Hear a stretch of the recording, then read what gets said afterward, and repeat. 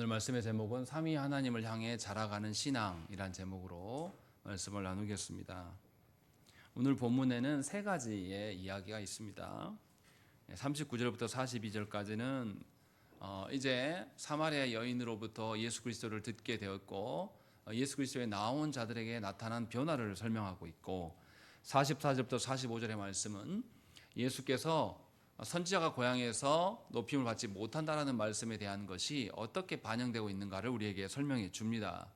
그리고 46절부터 54절까지의 말씀은 왕의 신하의 아들이 병을 걸렸는데 그 앞에서 왕의 신하가 어떠한 변화가 일어나는지, 어떻게 그의 신앙이 자라가는지를 사도 요한은 우리에게 설명하고 있습니다. 다 세 가지 사건이 뭔가 삶의 변화가 나타나고 있음을 사도 요한은 언급하고 있고, 이 변화가 무엇 때문인가라는 것을 설명하고 있습니다. 그리고 그 변화가 도대체 어떤 의미인가, 성도에게 드러나야 될 그런 삶의 관점이 어떻게 변화되어야 되는가를 우리에게 말씀을 해주고 있습니다. 이제 한 절씩 말씀을 읽어가면서 보시면요, 39절부터 42절까지의 말씀, 사마리아 여인이 예수님을 만나고 나서 예수 그리스도를 동네에 가서 전했습니다. 그리고 그 사람들이 예수 앞에 나왔어요. 그리고 나왔을 때에 지금 뭔가를 설명하는 내용입니다. 그런데 아주 독특해요. 39절의 말씀 보십시오. 우리 한번 읽겠습니다. 시작.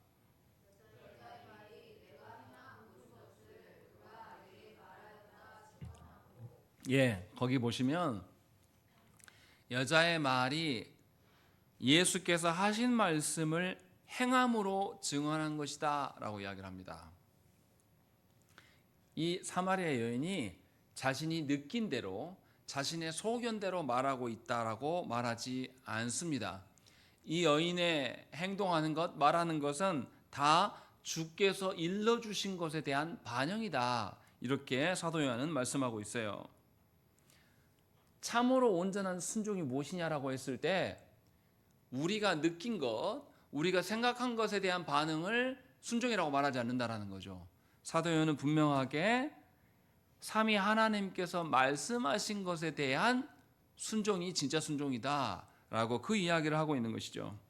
그런데 우리 중에 많은 사람들은 하나님의 말씀을 말씀 그대로 받는 것이 아니라 자기가 느낀 대로 어떤 부분은 더 크게 받고 자기가 또 느낀 대로 어떤 부분은 아주 작게 받습니다.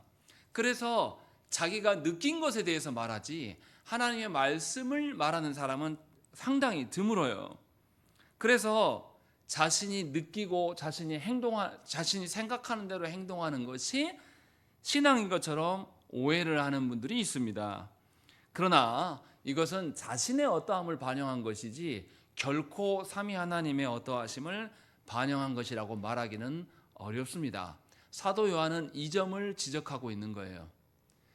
여인이 말을 했는데, 그리스도를 전했는데 어떻게 해서 사마리아 사람들이 믿고 주님 앞에 오게 됐느냐라는 것이죠. 그 이유가 여인이 자기가 느낀 대로 말한 게 아니라 주께서 말씀하신 대로 말씀했기 때문이다라고 말하고 있는 겁니다.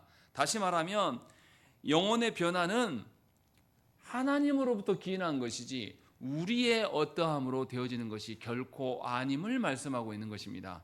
그러니 우리가 말씀을 받을 때도 말씀을 전하는 자 역시도 그래야 되겠지만 하나님의 말씀 그대로를 받아들이려고 힘써야 된다는 것입니다. 그리고 말씀을 받은 사람이, 그대로 말씀 받은 사람이 뭔가 하나님의 은혜로 변화가 생기는 거예요. 그래서 40절과 41절의 말씀 보십시오. 이 동네 사람들, 사마리아인들이 나와서 이상한 것을 주님께 요구해요. 뭘 요구합니까? 자기들과 함께 요하시기를 청한다라는 것이에요. 예수님을 만남으로 여인이 전한 것은 여인의 느낌을 전한 게 아니라 누구를 전했습니까? 예수님을 전했어요. 그리고 예수님을 직접 와서 만났습니다. 그래서 만난 사람들이 여인을 극찬한 게 아니라 누구에게 집중하고 있어요? 예수님께 집중하고 있음을 사도 요한은 말씀하고 있는 겁니다. 그래서 예수님을 전했으면 예수님께 집중하는 게 맞고 예수님과 교제하는 것이 맞다라는 것을 사도 요한이 이야기를 하고 있어요. 그래서 이들은 놀랍게도 예수님과 함께 있기를 원해요. 왜 함께 있고 싶습니까? 사랑하니까. 또 예수님과 교제하고 싶어서 함께 있기를 청한 거예요. 이처럼 하나님의 말씀 그대로를 전하면 하나님이 그들에게 전달됩니다.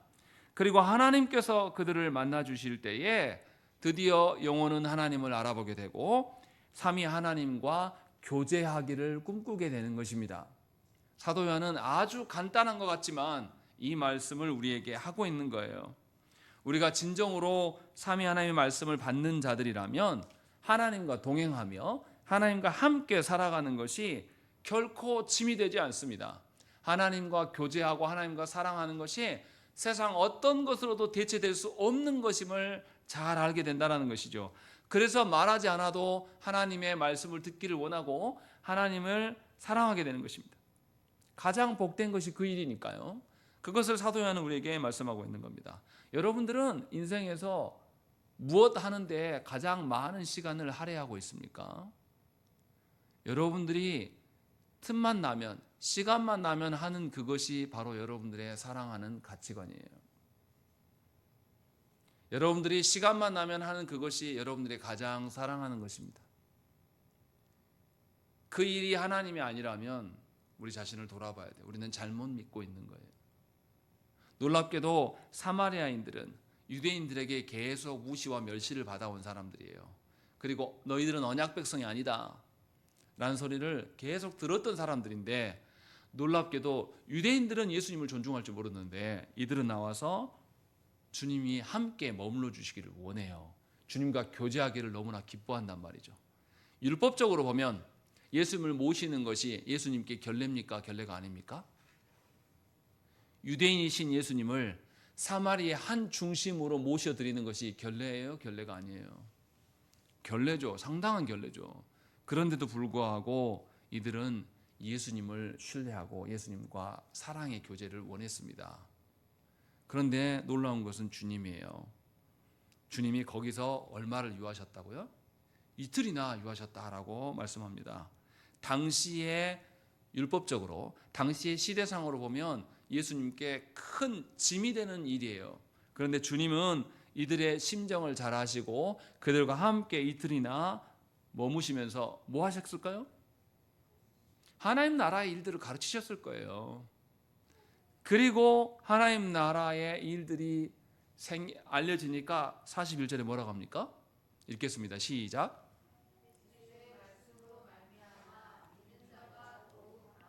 예, 예수님의 말씀으로 인해서, 이제 여자가 전한 말이 아니라 예수님의 말씀으로 말미암아서 믿는 자가 더 많아졌다. 그런데 더 중요한 것은 42절의 말씀이에요. 42절 말씀 읽겠습니다. 시작.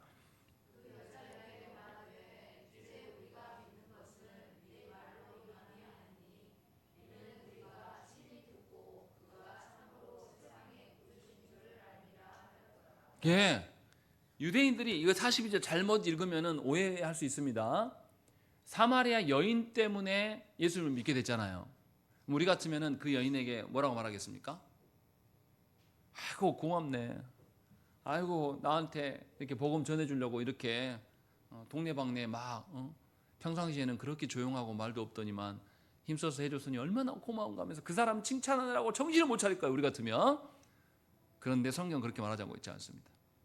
그 여자의 말을 이제는 부인합니다. 부인한다는 말이 완전히 무시한다는 뜻이 아니에요. 그 여자의 말에 머물러 있지 않는다라는 거죠. 이제는 어디로 전환되었습니까? 우리가 믿는 것은 네 말로 인함이 아니라 이제 예수님을 우리가 믿는다라고 이야기를 합니다. 이것은 여인을 무시하는 것이 아니에요. 네가 말한, 여인 당신이 말해준 그 예수님이 정말 만나보니 정말 그분의 말씀이 참다운 말씀이다. 그래서 우리는 이제 그분을 따르겠다, 그분의 말씀을 듣겠다라고 말하고 있는 것입니다. 이 사마리아의 사람들이 놀라운 것은 뭐냐면, 여자의 말을 듣고 예수께 나왔다가 예수님으로부터 이틀간 교제하면서 정말로 예수님의 말씀이 참다운 말씀임을 깨달아요. 더 놀라운 것은 뭐냐면 42절에 예수님을 뭐라고 말합니까? 그가 참으로 세상의 구주인 줄 알았다라고 고백합니다. 이 말의 의미가 무엇입니까? 사마리아인들에게 이 말의 의미가 뭘까요? 사마리아인들은 계속 살아오면서 유대인들로부터 뭔 말을 들었습니까? 너희는 언약 백성이 아니야. 너희는 개와 같은 존재들이야. 그러니 하나님이 약속하신 메시아도 누구를 위한 메시아다? 우리 유대인들을 위한 메시아이지 너희를 위한 메시아는 아니야 라고 이렇게 했단 말이에요. 그런데 예수님 만나보니까 예수님이 누구라고요? 세상의 구주시다 라고 이야기를 하고 있는 거예요. 유대인들만의 구원주가 아니라 우리가 예수님 만나보니 예수님은 이방인들까지 포함한 우리 개 같은 우리들도 하나님께서 받아주시는 그 하나님이시다 라는 것을 고백하고 있는 거예요. 여러분들은 잘 이게 무슨 의미인지 안 와닿을 수 있습니다. 여러분들은 멸시받고 천대받은 삶을 안 살아서 그럴 수 있어요. 그런데 멸시받고 천대받으면서 평생 무시받고 살아가는 그 한계를 이 사람들은 누구를 만나면서 극복합니까? 예수님을 만나고 보니까 내가 매어있던 그 멸시와 나의 그 혼혈되어진 그런 혈통의 어떠함, 그 괴로움이 주님 앞에 보니까 아무것도 아닌 거예요. 나의 착각이었음을 깨달은 거예요. 우리가 그간의 사마리아인이라고 우리 스스로 한정되어지고 유대인들이 우리를 계속 멸시하기 때문에 우리가 스스로 제한되었어요. 스스로 그 이상이 뛰어넘지 못했단 말이죠. 그런데 주님을 직접 만나보니까 그것이 제한될 것이 아니더라. 주님은 온 우주의 하나님이시더라 라는 것을 알게 되었다라고 말하는 것입니다. 여러분들이 이게 와닿지 않을지 모르겠지만 놀라운 사건이에요. 저 형님이 영어를 잘 못했어요. 고등학교 때. 그래서 영어 알러지가 있어요. 그래서 영어만 나오면 굉장히 기피했었습니다. 그런데 하나님은 이상하게 저 형님을 선교사로 보내더라고요. 아프리카 가서 영어 안 쓰잖아요. 거기는 스와힐리어를 씁니다. 탄자니아 뭐 그쪽 일대 나라들이 다. 근데 형님이 스와힐리어를 배웠어요. 제가 이제 그 선교지를 갔는데 저는 영어 조금밖에 할 줄 모르는데 저 형님이 스와힐리어로 다 하더라고요. 그래서 제가 그때 놀랐습니다. 뭐야, 이거 영어 알러지 있는 양반이 어떻게 된 거야? 하나님은 그렇게 그 영혼의 한계를 벗기시는 거예요. 그리고 그 갔다 와서 형님이 더 이상 영어 알러지가 없어요. 하나님께서 하시는 것을 목도하고 경험한 거죠. 그 알러지의 한계가 무엇인지를 선교지에서 깨닫게 된 거예요. 그렇게 형님 영어 별거 아니에요. 공부하면 됩니다. 같이 하십시다. 그렇게 말할 때는 절대 듣지 않고 오히려 짐으로 여겼어요. 그런데 바꾸시더라고 하나님이. 지금 그와 더 큰 문제가 지금 이 사마리아 안에 벌어진 거예요. 여러분들 기억하셔야 됩니다. 하나님의 다스리심을 우리 스스로 제한하는 경향이 있습니다. 하나님 마치 교회 안에만 하나님이신 것처럼 생각해요. 특히 조국교회 성도들이 많이 그렇습니다. 그래서 교회 안에서만 기도하고 교회 안에서만 하나님의 이름을 부르는 분들이 있어요. 저 문 밖에 나가면, 세상에 나가서면 식당에서 잘 기도도 못하고 세상에 나가서면 하나님을 믿는다고 말하지 못하는 분들이 있고, 또 조국교회가 타락해서 하나님이 누구의 하나님인 것처럼, 우리 교회 믿는 사람들의 하나님인 것처럼 말하는 경향이 굉장히 강합니다. 그런데 이것은 하나님을 우리의 결핍으로 제한하는 것입니다. 유대인들이 그렇게 행한 거예요. 유대인들이 하나님이 누구이신지 잘 모른 채로 수십 년 동안 계속해서 이 사마리아인들을 수백 년 동안 계속 개 취급하면서 무시했어요. 북이스라엘이 멸망한 이후부터 계속 사마리아인들을 짓밟아온 거죠. 그래서 사마리아인들은 위축되고 거기에 그늘 아래 제한되어서 살아왔습니다. 그러나 하나님은 교회만 다스리시는 분이 아닙니다. 저 문 밖에 믿지 않는 자들, 심지어 우리가 싫어하는 자들, 심지어 타락한 정치인들까지도 하나님께서 다스리시고 주관하시는 분이에요. 그러니 성도된 우리는 하나님의 다스리심을 제한하면 안 됩니다. 하나님의 다스리심이 마치 교회에만 있는 것처럼, 우리만 특정한 어떠한 것인 것처럼 말해서는 곤란해요. 어떤 사람들은 하나님의 다스리심을 특정 교파로만 한정짓습니다. 개혁주의에만 하나님이 있는 것처럼 말하는 분들이 있어요. 물론 개혁주의 신학이 바르고 온전하다고 저는 믿어요. 그러나 좀 부족한다고 해서 하나님께서 그들을 받으실지 안 받으실지 우리는 알 수 없습니다. 하나님의 긍휼의 크기를 우리가 가늠할 수 있습니까? 모른다라는 거죠. 또 어떤 사람들은 이데올로기로 하나님을 제한합니다. 하나님은 자유민주주의 하나님만인 것처럼 생각을 합니다. 그래서 교회를 민주주의로 생각하는 분들이 너무나 많아요. 그러나 하나님의 주권은 민주주의가 아니에요. 사람의 합의로, 사람이 그럴싸해 보이는 하나님이 아니란 말이죠. 그런데도 조국교회 안에서 말도 안 되는 일이 일어나는 겁니다. 정치적으로 보수해야지만 성경적이라고 말하는 인간들이 교회 안에 생겨나기 시작했어요. 그래서 하나님을 제한합니다. 하나님을 가두어요. 우리의 무지와 우리의 오해로 하나님을 제한하는 일을 멈춰야 됩니다. 도리어 하나님께 가서 나의 한계에 대해서 하나님께 풀어놓고, 하나님, 저는 이것밖에 안 되는 인간이에요. 늘 여기에 매여 있습니다. 하나님, 저는 늘 과거에 매여 있고요. 하나님, 저는 늘 과거에 범죄한 그것에 매여 있는 자입니다. 이것을 놓고 하나님께 기도해야 되는 거예요. 그렇지 않고 자기의 한계로 하나님을 한정짓는 것은 커다란 코끼리를 아주 조그마한 냉장고에 집어넣으려고 하는 그런 모순적인 행동이라는 것입니다. 이것을 주께서 풀어주신 거예요. 그래서 사마리아인들의 고백은 놀라운 것입니다. 참으로 세상이 구주시더라 라고 이야기하면서 사마리아인들이 주님을 찬양하는 것이에요.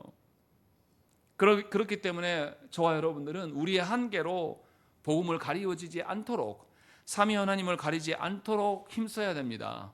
우리의 부족함과 우리의 모남이 마치 교회의 부족한 것처럼, 우리의 한계가 마치 하나님의 한계인 것처럼 비춰지지 않도록 우리 자신을 돌아봐야 됩니다. 이것이 어떻게 가능합니까?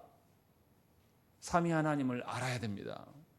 삼위 하나님이 어떠한 분이신지를 알지 못하면 어떻게 우리가 우리의 한계를 극복할 수 있겠습니까? 주의 말씀을 통해서 하나님을 아는 것 외에는 방편이 없습니다. 하나님께서 주신 말씀을 읽으면서 생각하고 또 그대로 살아보면서 또 하나님과 교제하면서 인격적인 소통의 과정을 거치면서 정말로 말씀이 운동력이 있고 살아 움직이는 검과 같음을 깨달은 자들만이 하나님의 앞에서 우리의 한계를 극복하면서 하나님의 온전하심을 세상에 드러낼 수가 있는 것입니다. 설교는 기록된 말씀이 아니라 선포되는 말씀입니다. 동시에 성경이 계시하는 주님에 대한 설명의 말씀이에요. 그래서 설명은 믿음의 근거가 아니라 안내하는 것에 불과해요. 다시 말하면 무슨 말입니까? 설교자는 안내자일 뿐입니다. 설교를 듣고 나면 여러분들은 누구에게 가야 됩니까? 삼위 하나님께 나아가야 될 자들이지 사람에게 나아갈 자들이 아니에요. 설교를 듣고 나서 설교자에게 오라고 하는 설교자가 있습니다. 설교하면서 목사에게 잘해야 된다고 말하는 인간들이 있어요. 다 거짓 설교자들입니다. 우리는 말씀을 통해서 하나님을 바라봐야 됩니다. 하나님을 만나지 않으면 우리는 변화되지 않아요. 분명하게 하나님은 말씀을 통하여서 우리를 교제 자리로 불러내시고 우리를 만나기를 원하신다는 것이죠. 그렇기 때문에 저와 여러분들은 하나님을 만나는 일에 힘써야 됩니다. 여러분들이 세상의 일을 해결받기 위해서 예배 나오면 곤란해요. 하나님을 만나고 하나님이 계시기에 내가 전에 보았던 문제가 더 이상 내게 문제가 되지 않음을, 전에 내가 한계라고 생각했던 나의 한계가 하나님 앞에 서고 보니까 한계가 아님을 깨닫는 것이 드러나야 한다는 것이죠. 그래서 사마리아인들이 이렇게 고백하는 거예요. 자신들은 여전히 유대인들에게 무시받습니까? 안 받습니까? 무시받아요. 그런데 환경은 달라지지 않았어요. 그런데 누구로 말미암아? 하나님으로 말미암아 자신의 삶과 생각이 달라진 거예요. 예수 그리스도를 만나고 보니 주님의 기준을 보게 된 겁니다. 그러니 여전히 유대인들을 만나면 과거처럼 그렇게 위축되겠습니까? 아니죠. 이제는 주님을 만나면 하나님의 어떠하심으로 유대인들을 바라보면서 오히려 유대인이 하나님을 한정짓는 것에 대해서 불쌍히 여기는 역전 현상이 일어날 거예요. 그것을 사도 요한은 우리에게 말씀하고 있는 겁니다. 주님을 그렇게 만나야 되는 거예요. 주님을 만났음에도 불구하고 여전히 위축되어 있고 주님을 만났다고 우리 스스로 생각하면서도 여전히 한계되어져서 세상에 나가서 여전히 과거의 연약한 부분들을 또 연약해 하면서 그것에 슬퍼하면서 눈물 짓는 것이 과연 그리스도인인가 생각을 해봐야 한다는 것이죠. 여러분들은 하나님 앞에 사는 것입니까? 세상 앞에서 사는 것입니까? 놀랍게도 몇백 년 동안 계속 멸시받고 천대받았던 이들은 예수 그리스도를 만나고 삶이 전환되었어요. 완전히 바뀌었다라는 것을 사도 요한은 우리에게 묻고 있는 것이죠. 자, 그리고 주님이 이제 자리를 옮기셨어요. 갈릴리로 내려가시면서 뭐라고 말씀하시냐면 44절 읽겠습니다. 시작.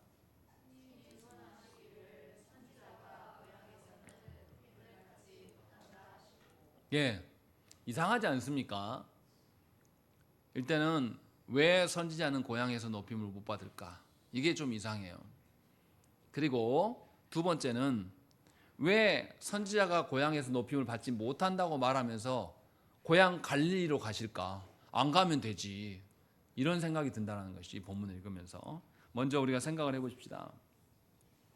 선지자가 고향에서 존경을 받지 못한다. 왜 그럴까요? 제가 고향교회에 내려가면 목사일까요? 아니면 형이고 동생이고 조일서 목사님 아들일까요?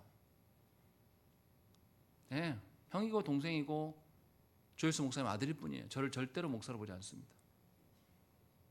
무슨 말입니까? 선지자가 그 고향에서는 그냥 거기서 출생하고 성장하는 과정을 다 사람들이 봤어요. 그래서 사람으로밖에 보지 않습니다. 하나님께서 그를 다른 정체성으로 말씀을 전하는 자로 부르셨으므로 보지 않는단 말이죠. 그래서 아무리 말씀을 전해도 말씀으로 받지 않아요. 그냥 목사가 아니라 자기의 관계성에서 인간적인 관계만을 정리합니다. 제가 아는 저희 동기 목사님은요, 개척에서 교회가 성장할 때쯤 됐는데 자기 친인척이 교회를 박살냈습니다. 자기 친인척이 함께 그 교회에 와서 인간적인, 목사가 아니라 인간적인 방식으로 너 왜 그래? 이모가 말하면 들어야지. 이렇게 하면서 교회가 완전히 풍비박산이 나서 교회가 없어졌습니다. 교회는 한 가지 질서가 있어야 돼요. 하나님의 질서로 교회가 세워지는 것이지 인간적인 질서로 세워지는 것이 아닙니다. 이런 혼동이 우리 안에 있어요. 특히 목사와 사모 관계에서는 더 심해요. 사모가 교회 직분입니까? 아닙니까? 사모는 성도일 뿐이에요. 오해하지 마세요. 사모님 공격하는 거 아닙니다. 예를 들어서 말하는 겁니다. 그런데 조국교회 안에 보면 사모가 직분자인 것처럼 행동하는 경우가 많습니다. 물론 사모의 역할이 중요하지 않다는 게 아니에요. 중요합니다. 그러나 그것이 주가 될 수는 없어요. 또 당회원들 간에서도 마찬가지입니다. 장로가 당회원이지 장로 아내가 당회원은 아니에요. 그런데도 당회에서 뭔 일이 있으면 장로 아내들이 다 알고 있습니다. 헷갈리는 겁니다. 하나님 앞에서 온전한 이 방식과 사람 간의 인간관계가 이게 뒤죽박죽 되어 있는 거예요. 그래서 교회가 온전하게 서지 못하는 경향이 있습니다. 지금 예수님 그 이야기를 하고 계시는 겁니다. 예수께서 갈릴리 나사렛 동네에 가시면 사람들이 예수님을 하나님의 아들, 하나님께서 보내신 메시아로 보겠습니까? 아니면 목수의 아들로 보겠습니까? 그냥 목수의 아들인 거예요. 가난하고 힘없는. 그리고 그 목수의 형제들이, 목수가 낳은 자녀들이 그 고향에 지금도 살아요, 안 살아요? 지금도 살고 있거든요. 근데 그런 사람이 어떻게 하나님 보내신 메시아냐 이 말이에요. 지금 그 말을 하고 있는 겁니다. 사도 요한은 이것을 지적하고 있는 거예요. 과연 우리는 하나님의 질서로 우리가 서로를 바라보는 것인가? 하나님께서 우리 각자를 하나님이 부르신 사명의 어떠함으로 우리를 세워놓으셨어요. 그래서 우리의 정체성이 달라졌습니다. 인간 누구가 아니라 하나님께서 부르신 그 사명에 근거해서 우리의 정체성이 바뀌었어요. 그것으로 우리가 내 자신을 판단해야 되고 그것으로 우리가 다른 사람들을 존중해 줘야 되는 것이에요. 그래서 교회 안에서는 인간적인 관계가 아니라 하나님 앞에서 서로가 서로를 성도로 발견해야 되고 하나님 나라를 세워가는 자로서 우리가 서로를 봐야 되는 거예요. 그런데 조국교회는 이것이 굉장히 약합니다. 제가 부목사 시절에 연세 드신 권사님들이 저한테 애기 목사님 하는 분들이 꽤 많았습니다. 안타까웠어요. 아, 저분들은 말씀이 어떠하면 아직 잘 모르시는구나. 그분들에게는 목사님은 누구만 진짜 목사님입니까? 담임 목사님만 진짜 목사님. 교회에 질서가 없는 거예요. 분명하게 그렇기 때문에 고향에서 선지자가 인정받지 못한다라고 주님이 말씀하고 있습니다. 우리가 분명하게 이 부분을 알아야 돼요. 하나님을 상정하지 않고 서로의 관계를 쳐다보면 관계가 다 무너집니다. 내가 하나님 앞에서 누구인가, 또 상대방은 하나님 앞에서 누구인가를 알고 하나님께서 명령하신 정체성으로 서로를 대해야 돼요. 그것이 교회고 성도입니다. 그것을 지금 말씀하고 있는 것이에요. 분명하게 성경에서 보면 예수님의 청소년기, 유아 시절에 대한 기록이 많습니까? 적습니까? 거의 없어요. 말하지 않습니다. 물론 중간에 한 사건, 두 사건 있어요. 그거 외에는 주님이 사역하실 때까지 기록 자체가 없어요. 이게 어떤 의도로 그렇게 하셨는지 모르는데 이런 측면도 있을 거라는 거죠. 예수님을 인간 예수로 바라보게 되면 문제가 생깁니다. 그런데 놀랍게도 한국교회 안에서 자유주의 신학자들이 어떤 책을 써내냐면 인간 예수를 써냅니다. 예수님을 하나님으로 보지 않아요. 예수님을 하나님께서 보내신 메시아로, 그리스도로 보지 않고 그냥 인간으로 해석하고 싶은 거예요. 그래서 예수님을 인간 예수로 보니까 예수님이 어떤 분입니까? 구세주가 아니라 뭐예요? 혁명가가 되는 겁니다. 그래서 예수님이 오신 것은 이 땅에 부조리한 사회 구조를 고치는 것이 예수님의 사역이다라고 말한단 말이에요. 그래서 이 땅에 하나님 나라를 세우는 일을 부조리한 사회 질서에 항거하면서 싸우는 것이 일이라고 생각하는 그런 분들이 누구냐면 문익환 목사님 같은 분들이에요. 그분들의 이 일의 사역을 전면적으로 부정하는 게 아닙니다. 인간 예수로 볼 게 아니라 하나님께서 보내신 하나님으로서 그리스도로 보는 자면 하나님 나라의 관점으로 우리가 서로를 보게 된다는 것이죠. 그리고 교회의 사명도 뭐겠습니까? 하나님 나라, 하나님의 다스림의 질서를 세워가는 것이 교회의 일이지, 이 땅의 정의, 사람들이 말하는, 세상이 말하는 정의를 세워가는 일이 교회의 일이 되지 않는다는 것입니다. 지금 이것을 이야기를 하고 있어요. 생각을 해보세요. 우리가 예수님의 인간적인 면모를 많이 안다고 해서 우리가 예수님, 하나님 되신 그 예수님의 전부를 우리가 감당할 수 있겠습니까? 온 우주 만물을 창조하셨고 온 우주 만물을 직접 친히 다스리고 계시고 온 우주 만물을 심판하러 오실 그 예수 그리스도를 우리가 인간적인 어떤 면모를 좀 살피고 한다고 해서 우리가 그 예수님을 다 포용하고 수용할 수 있겠냐는 말이에요. 예수님께 그 급에 맞게끔 우리가 대우할 수 있습니까? 예수님이 창조주세요. 우리 중에 누가 창조주 하나님이 급에 맞게 예수님을 경외하고 환대할 수 있습니까? 우리는 그렇게 하지 못해요. 우리가 아무리 한다고 한들 예수님께 합당한 그 부합되는 그러한 존대와 환대를 보일 수 있냐 이 말이에요. 보일 수 없어요. 우리의 존재가 그러하기 때문에. 그럼 우리가 해야 될 일은 뭡니까? 최소한 주께서 말씀하신 바에 근거하여서 주께서 우리를 바라보시는 그 관점으로 우리 자신을 살피고 서로를 대하지 않으면 우리는 하나님을 볼 수 없고 하나님을 대할 수가 없는 것입니다. 사도 요한은 지금 그 이야기를 하고 있는 거예요.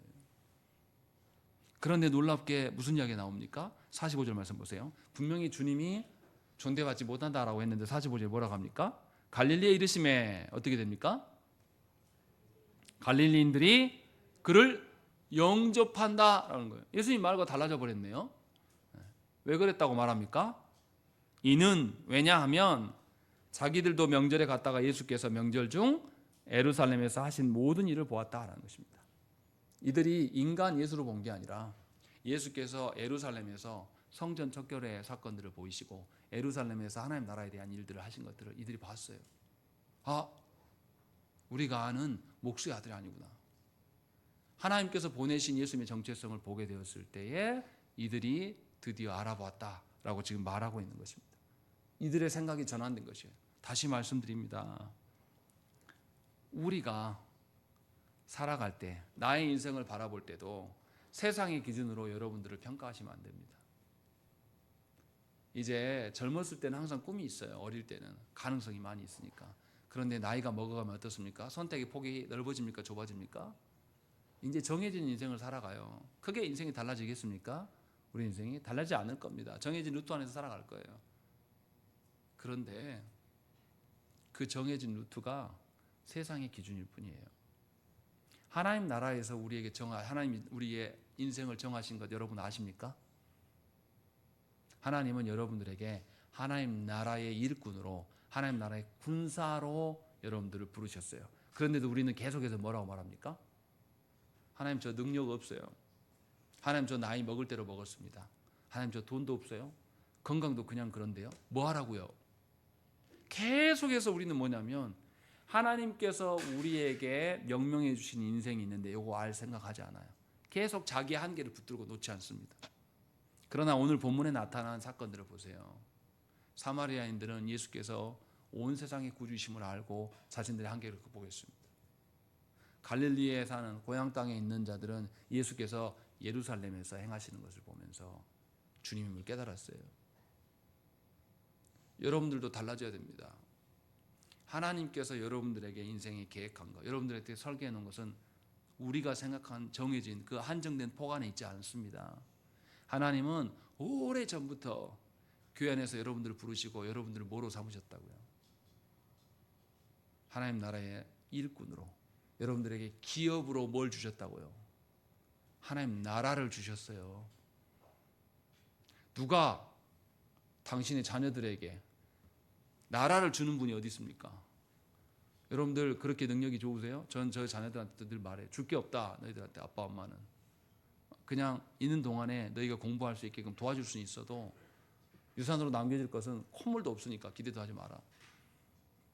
그런데 우리 하나님은 우리에게 하나님 나라를 주셨다고요.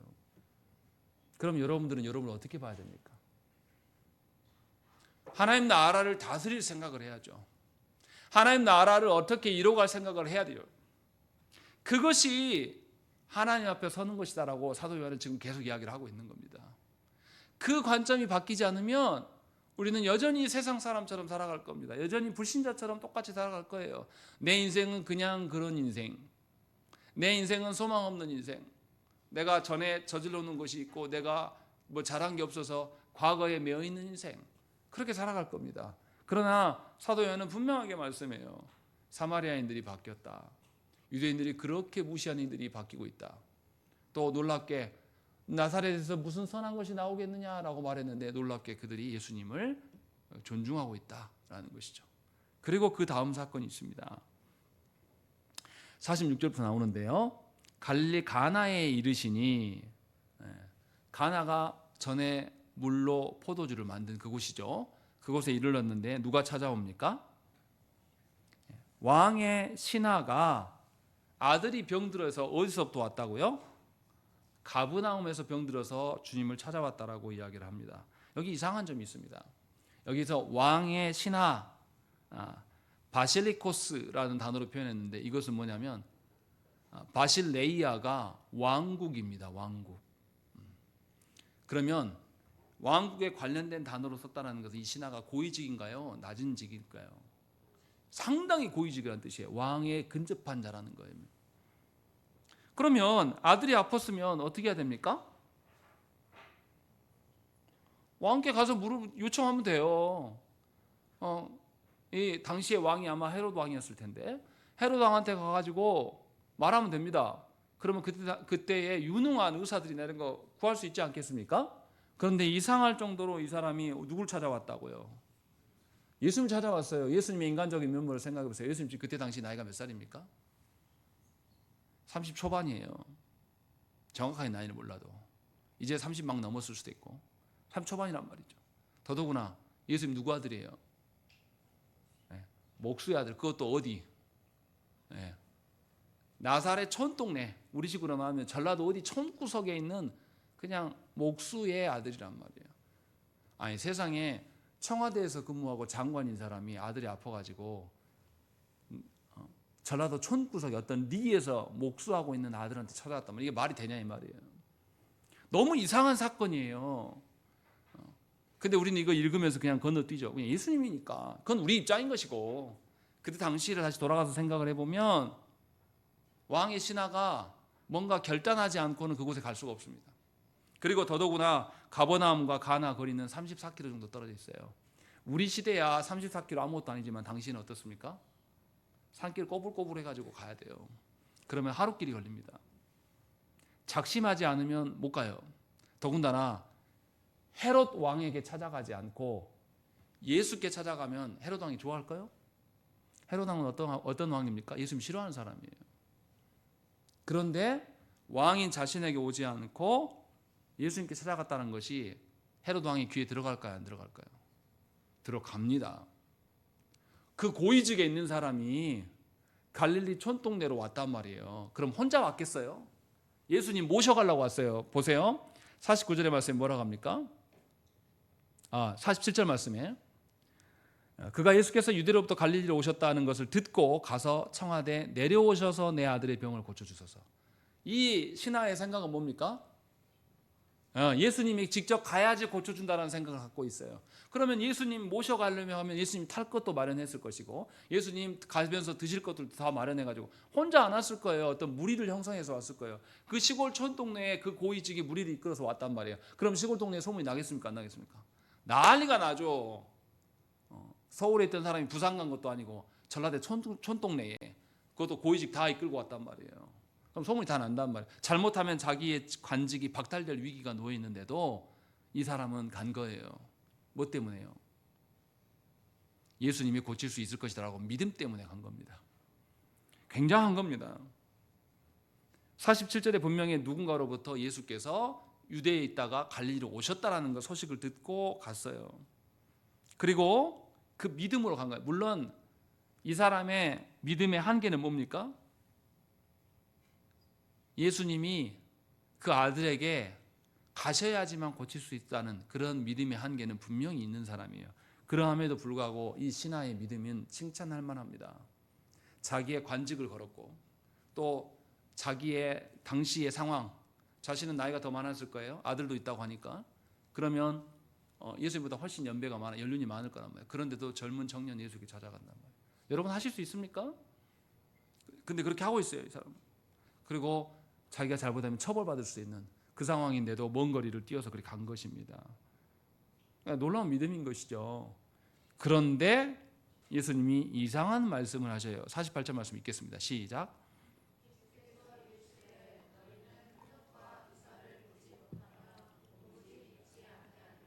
예수님이 칭찬하십니까? 책망하십니까? 예수님 책망하신단 말이에요. 이렇게 믿음을 걸고 이렇게 자기의 관직을 걸고 자녀의 생명을 걸고 찾아왔는데 우리 생각과 다르게 예수님이 너 문제 있어. 맨날 표적과 기적만 따르냐? 라고 하면서 지적하신단 말이에요. 예수님이 사마리아 여인을 대할 때도 생각을 해보세요. 예수님이 하나님의 아들 되시고 메시아 되심을 알리기 전에 주님 뭐라고 말씀하셨습니까? 사마리아 여인에 너 남편 몇 있냐? 남편 데려와봐 라고 얘기했단 말이에요. 여인이 가장 감추고 싶은 부분이에요. 그런데 주님은 그걸 폭로해버립니다. 굉장히 주님의 성격이 모난 건가요? 이 부분을 우리가 생각을 해봐야 됩니다. 주님 왜 이렇게 하시는가? 많은 사람들이 신앙생활을 왜 합니까? 자신에게 유익이 있기 때문에 신앙생활을 합니다. 그래서 표적과 기적을 쫓아다녀요. 왜 표적과 기적을 쫓아다니면 그 기적이 나에게도 있어서 나에게 좋은 일이 있기를 원하는 것입니다. 그러면 이렇게 표적과 기적을 쫓아다니는 것은 하나님을 섬기는 겁니까? 자신을 섬기는 겁니까? 자신을 섬기는 일입니다. 주님이 그 이야기를 지금 하고 있는 거예요. 표적과 기적만 쫓아다니는 믿음이 과연 하나님을 향한 믿음이냐 너를 향한 믿음이냐라는 것을 주님이 말씀하고 계시는 거예요. 무슨 말입니까? 주님은 표적을 통하여서 믿는 믿음을 말하지 않아요. 예수 그리스도를 통하여서 삼위 하나님을 향한 믿음을 가지라고 말씀하고 있는 것입니다. 하나님 외에 또 다른 증거가 필요 없다라는 거예요. 하나님이면 족한데 여전히 많은 사람들이 하나님 뜻대로가 아니라 자신 뜻대로 자기의 유익을 따라서 살아가기 때문에 기적을 쫓는 것이 아니냐, 네 신앙을 전환해야 된다라는 것을 이렇게 표현하신 거예요. 그렇게 주께서 그의 신앙을 교정해 주신단 말이에요. 사마리아 여인에게도 사마리아 여인은 인생의 그 당시의 여인은 남편을 누구 만나냐에 따라서 신분까지도 바뀐단 말이죠. 그런 여인에게 너에게 중요한 것은 남편이 아님을 깨닫게 하시기 위해서 남편을 언급하신 거예요. 우리가 죄로 물들어서 죄를 덮어주고 죄에 대해서 하나님께서 모른 척 해주시면 좋겠는데 하나님은 우리의 죄를 누구에게 다 주셔서 예수 그리스도께 이름하시고 예수 그리스도께서 우리의 죄악들을 은밀하게 감추면서 해결하신 것이 아니라 어떻게 하셨습니까? 골고다 언덕도 부족해서 나무 십자가에 달려서 만천하에 우리의 죄악을 다 공개하심으로 그 죄악을 해결하신단 말이죠.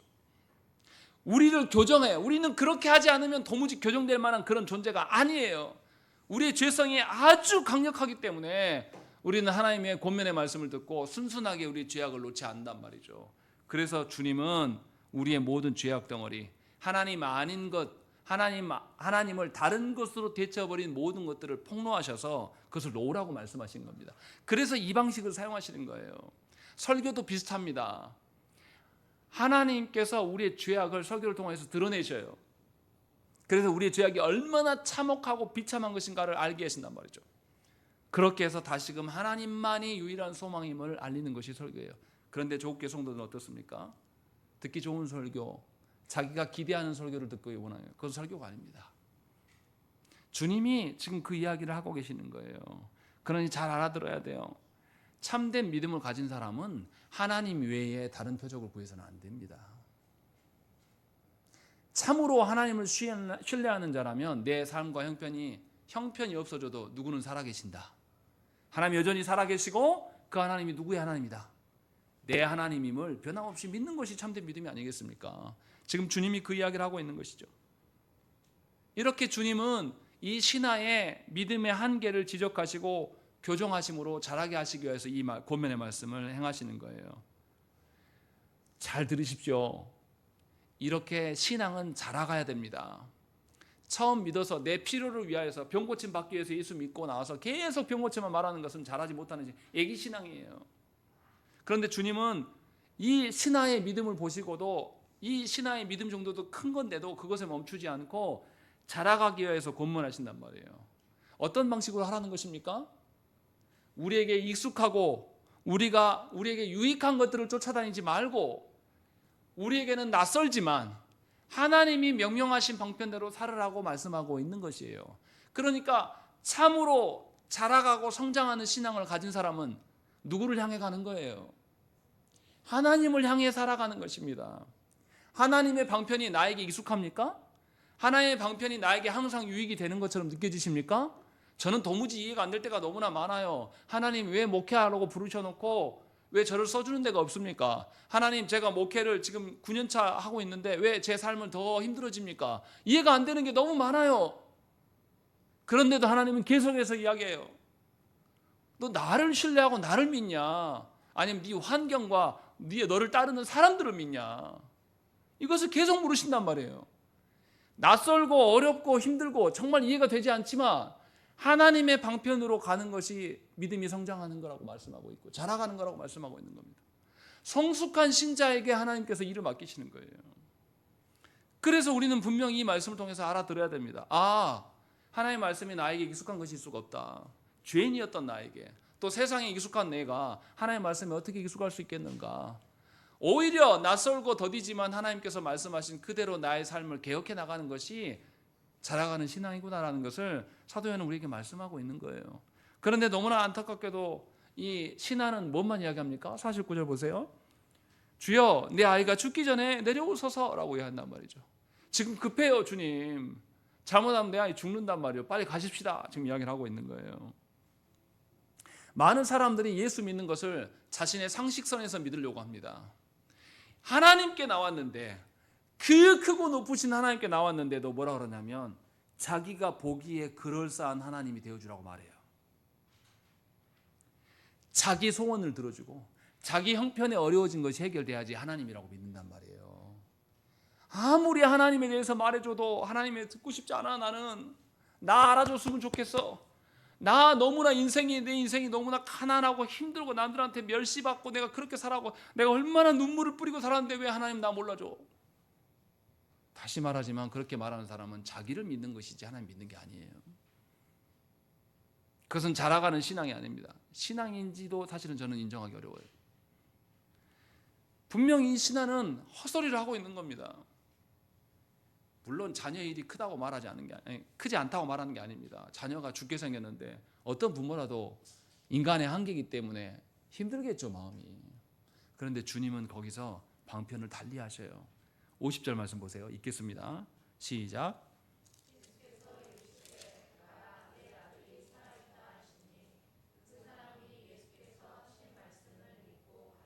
예, 여기에 아주 예수님이 베푸신 긍휼이 있습니다. 지금 이 신하는 하나님의 말씀을 따르는 게 중요한 겁니까? 아들을 고치는 게 중요한 겁니까? 아들 고치는 게 훨씬 중요해요. 주님이 권면해도 듣지 않아요. 그러자 주님이 뭐부터 해줍니까? 아들 고쳐주는 걸 먼저 해줘요. 그런데 주님이 그렇게 해줬는데 50절 말씀은 이상한 구절이 들어있습니다. 그 사람이 뭘 믿고 갔다고요? 예수께서 하신 말씀을 믿고 갔다라는 거예요. 이 사람이 믿음을 지닌 채로 갔다는 뜻이에요. 예수님이 어떻게 장치를 걸어뒀습니까? 이 사람 생각하기에는 예수님이 어떻게 해주시길 바랬어요? 오셔서 우리 아들 좀 고쳐주세요 라기를 바랬어요. 예수님이 가십니까? 안 가십니까? 안 가셔요. 그리고 이 사람에게 네 아들 문제는 내가 들어줄게. 다만 이 사람도 뭘 믿어야 돼요? 예수님이 고치셨다라는 이 사실을 믿어야지만 갈 수 있어요. 이것을 못 믿으면 발이 떨어집니까? 안 떨어집니까? 안 떨어지죠. 고위직에 있는 사람이니까 군사를 풀어서라도 야 예수님 싫어. 저 같으면 그랬었을 거야 아마. 예수님 안 가신다네? 야야 싫어. 빨리 힘으로 싫어. 가자. 급해서 이렇게 아들 살리고 싶어서 아마 그랬을지도 모르겠습니다. 이것 그렇게 되면 믿음의 행위입니까? 믿음의 행위가 아닙니까? 믿음의 행위가 아닌 거예요. 주님은 계속해서 이 사람의 뭘 바꾸고 싶은 거예요? 믿음을 바꾸고 싶은 거예요. 그 사람의 믿음을 자라게 하고 싶으신 거예요. 주님은 이 사람에게만 그렇게 하겠습니까? 주님이 우리를 보면서도 뭘 보면서 답답하시겠어요? 여러분들의 믿음을 보면서 주님은 오늘도 탄식하시는 거예요. 여러분들의 신앙을 보면서 신앙이 자라기를 주님이 애쓰신단 말이죠. 그래서 믿음의 관점과 신앙의 관점으로 우리에게 다가오시고 우리에게 말씀을 주시는데 여전히 우리는 계속해서 무슨 이야기하냐면 하나님 내 육신의 삶이 힘들어요. 하나님 사람들이 나를 알아주지 않아요. 하나님 사람들이 나를 위로해 주지 않네요. 하나님 나 돈도 별로 없어요. 건강까지 안 좋네. 이걸로 눈물바람하고 있는 것이죠. 그런 우리의 어리석음을 주님은 너무나 잘 아시고 들어주시면서 다른 믿음을 요구하시는 것이죠. 그냥 보낸 게 아니에요. 주님의 이렇게 베푸심으로 인하여서 그 사람이 믿고 갑니다. 가지 않으셔도 고치실 수 있는 하나님이심을 알려주시는 거예요. 그리고 이 사람은 그것에 기대어 가요. 이제 그 사람 가는 동안에 뭐 해야 됩니까? 하나님에 대한 믿음을 잃어버리면 안 됩니다. 하루길을 걸린다고 했잖아요. 가는 동안에 얼마나 마음이 초조하고 불안하고 막 마음이 왔다 갔다 했을까요? 갔는데 죽어있으면 어쩌지? 갔는데 예수님 말씀대로 안 되면 내가 그 다음에 어떻게 해야 되지? 이런 계획 세웠겠습니까? 안 세웠겠습니까? 자녀의 문제예요. 아들의 문제예요. 얼마나 고심하면서 갔겠습니까? 그런데 이 사람 태도를 보세요. 내려가는 길에 종들이 왔어요. 아들이 살아나서 그 기쁜 소식을 이 주인에게 알리려고 이 신하에게 알리려고 쫓아왔습니다. 그런데 이 신하의 관심이 어디에 있습니까? 아들이 살아있는 것에, 아들이 고쳐진 것에 관심이 있으면 그 사람, 이 신하가 어떻게 하겠습니까? 자기 종들이 와서 아들이 살아났습니다 하면 어떻게 하겠어요? 여러분 같으면 아 됐어 와 너무 좋아 끝 아마 이렇게 할 겁니다. 그런데 뭐 했다고 물어봅니까? 52절 그 낳기 시작한 때를 물어요. 이 사람의 관심이 아들에게 있습니까? 예수님의 말씀에 있습니까? 예수님의 말씀에 있는 겁니다. 그리고 그 시작을 때를 보니까 7시쯤이고 그 말씀하실 때 네 아들이 살아있다 이 말씀하신 그때인 줄을 이 사람이 깨달았다고 고백하고 있는 거예요. 놀랍게도 이 사람은 주님이 제시하신 방편, 믿음이 없이는 아들에게 돌아갈 수 없도록 주님이 걸어놓으시는 그 방편 앞에서 누구를 발견한 겁니까? 주님의 말씀을 발견한 겁니다. 주의 말씀 앞에 자신을 세워둔 거예요. 그래서 아들이 살아난 것보다 정말 주님의 말씀대로 된 것인가를 확인하고 있는 것입니다. 놀랍게 하나님은 우리를 이끌어 가시는 거예요. 놀랍게 하나님은 이 두 사람 모두를 치유하셨습니다. 그 신하의 아들의 육적인 질병을 치유하셨고요. 그 신하의 뭘 치유하셨습니까? 신앙, 믿음을 치유하셔서 하나님께서 자라게 하고 계심을 오늘 말씀을 통해서 우리는 보게 된 거예요. 이 신하가 그 뒤로부터도 계속해서 기적을 쫓아다니면서 이적을 쫓아다니면서 그렇게 살았겠습니까? 아니요. 주님의 말씀을 따라다녔을 거예요. 그 신하가 헤롯 왕의 신하임에도 불구하고 왕의 말보다 진정한 왕이신 그리스도의 말씀을 쫓아다니는 사람으로 살할 것이 분명합니다. 그래서 사도 요한은 54절에 이것이 예수께서 유대에서 갈릴리로 오신 후에 행하신 두 번째 표적이다 라고 말씀하고 있는 겁니다. 두 번째 표적의 내용이 뭡니까? 누가 표적이라고 말씀하고 있는 거예요? 예수께서 표적이시다 라는 것을 말씀하고 있는 거예요. 표적 따라 다니지 말라라는 거예요. 표적이신 주께서 우리에게 말씀의 자리로 늘 부르시고 계신다라는 것입니다. 이것이 오늘 본문에게 우리에게 행하는 것입니다. 그래서 놀라운 이야기가 있습니다. 53절 말씀 보세요. 그의 아버지가 예수께서 네 아들이 살아있다 말씀하신 그때인 줄 알고, 그 다음에 뭐가 있다고요? 자기와 온 집안이 다 누구를 믿었다? 예수님을 믿게 되었다라고 이야기를 하고 있는 겁니다. 이 신하가 자신만 믿었겠습니까? 그곳에서 예배하고 그곳에서 모든 신하들과 함께 야 우리는 하나님의 백성이야, 주께서 행하신 증거가 우리 아들이지 않냐, 또 나의 믿음의 신앙의 성숙이지 않냐라는 것을 말할 거예요. 그래서 온 집이 믿었다라고 이야기하는 거예요. 한 사람이 주님을 만나서 주의 말씀으로 신앙이 자라가면 온 집안이 믿어요. 안 믿을 수가 없어요. 이것이 하나님의 역사라고 말씀하고 있는 것입니다. 이것을 믿으십시오. 주의 말씀을 믿고 그 말씀대로 살아가십시오.